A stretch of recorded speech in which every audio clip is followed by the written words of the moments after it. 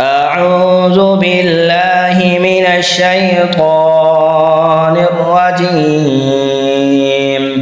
بسم الله الرحمن الرحيم.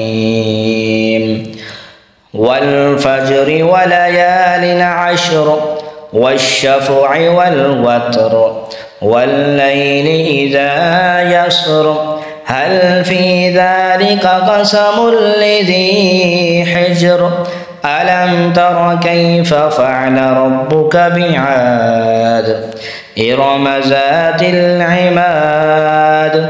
التي لم يخلق مثلها في البلاد وثمود الذين جابوا الصخر بالواد وفرعون ذي الأوتاد الذين طغوا في البلاد فأكثروا فيها الفساد فصب عليهم ربك صوت عذاب إن ربك لبالمرصاد فأما الإنسان إذا ما ابتلاه ربه فأكرمه ونعمه فيقول ربي أكرمن وأما إذا ما ابتلاه فقدر عليه رزقه فيقول ربي أهانن كلا بل لا تكرمون اليتيم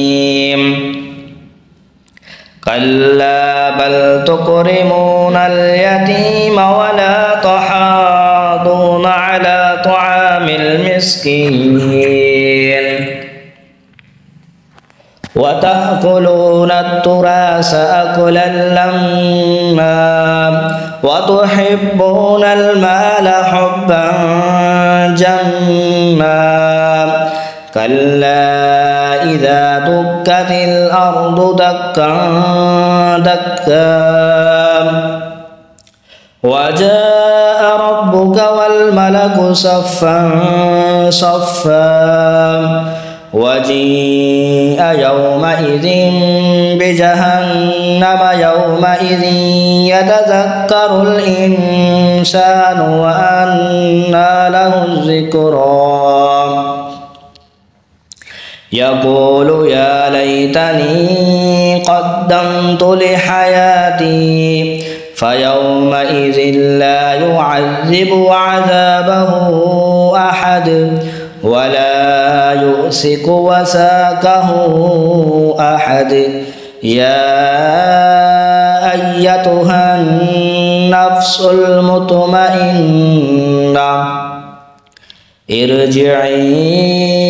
إلى ربك راضية مرضية فادخلي